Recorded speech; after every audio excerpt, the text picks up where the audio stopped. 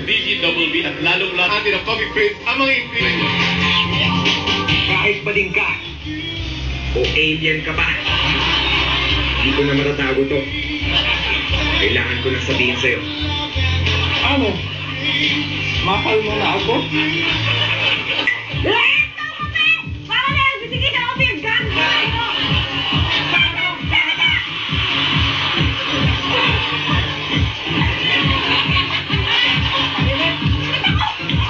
Jolo, Rebile at Lobibo, apektado ba sa intrigang nagtada na silang dalawa? Papa, gano'n mo ba ako itatanong? Oh! Ay! Kasi... Actually, nagugulat kaya kami sa mga lumalabas sa balita ngayon. Siyempre, kahit pa paano, na-apektuhan din kami. Kumbaga, lalo na ako dahil nagaling na ako sa... Kakatapos ko lang sa isang relationship na medyo... Alam niyo na, medyo mabigat. Kaya...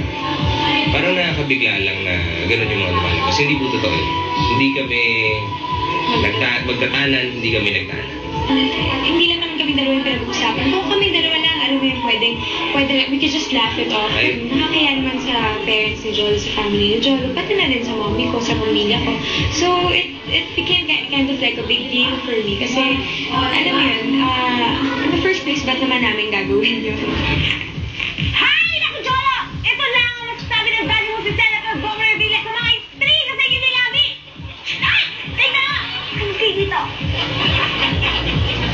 Sa inyong dalawa, sana maging matatag kayo sa intriga. Alam niyo na that's part of being in showbiz. Tibayan yan. Kaya niyong dalawa yan.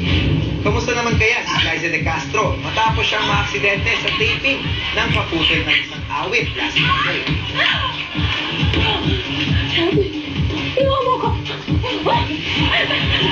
Normal naman siya lahat, wala namang fracture. Nabugbog lang siya yung mga laman-laman ko. So, mabuti na lang.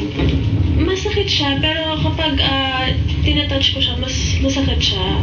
Pero hindi naman ganun ka-severe yung pain.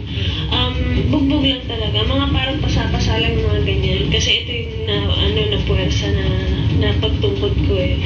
Balita ko, nagkakaigehan na sila Liza at Marky Shelo dahil madalas nagkakatambal ang dalawa. Pauwi rin kaya ito sa True to Life romance? Papa, ituloy na rin natin ang ating romance. Hindi, pwede. Ako siya. Bakit? Ikaw gusto mong matuloyan? Ow! Ang mata ko na naman! Kasi ever since naman, ano na siya sweet na tao na siya, tsaka gentleman. Siguro mas close kami ngayon. Paramdamin na way sa friendship pa namin. So, nandun pa rin umiikot yung namin. So, abangan lang po. Isa si Alfred Vargas sa mga pinarangalan ng Gintong Kabataan Award ng mga Bulakenyo noong nakaraang linggo sa Malolo City. Papakwa, namang award. Gusto mo award? Ito award mo. Gintong Kabataan Award, ito yung pinaka-equivalent ng Outstanding Youth Achievement Award ng bawat ng Bulacan mismo. Shining Star, Jackie Woo! Papayag gano'ng maging linaw na magiging anak ng kanyang co-star sa Hatbag Samurai na si Gary Mercado. Papa, sino gusto mo maging ninong sa magiging baby natin?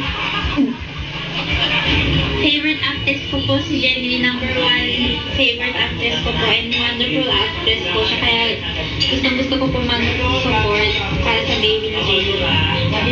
Thank you. Super syempre. Nandito ngayon sa bansa ang isa sa mga stars ng super hit na Korean novelang Coffee Prince. Nagsushooting dito sa Pinas ang Korean actor na si Lee Seon-gyun o mas kilala bilang si Errol ng isang pelikulang titled Feel So Good sa pakikipagtulungan ng Department of Tourism. Dapat ko na matutunan na walang pinipili ang puso. At dapat mo rin malaman na wala tayong tatangging entrega dito sa... Upo ka, ha?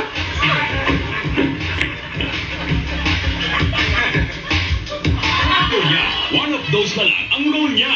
Super demand pa rin daw siyang dapat sa dressing room ay solo lang siya. At maski na wishing na siya major star tulad ng dati, gusto niya pati food niya iba sa lahat. As in dapat raw kung ano ang gusto niyang pagkain, yun ang ibibili sa kanya. Now na! Yan mo, saksak mo sa baga mo. What did you say? Sabi ko, guess you. The Who's appealing star na laosing dramatic aktresa. May connect siya sa pangalang may pwersa ng pagmamahal. At itago natin sa name song na Viva Europa! Yun na! Finality The Who. Subject Pretty Fest. The me? The You. The who? The Who ang Pretty Fest kailan na ito na may ugly secret. Pretty na Freya?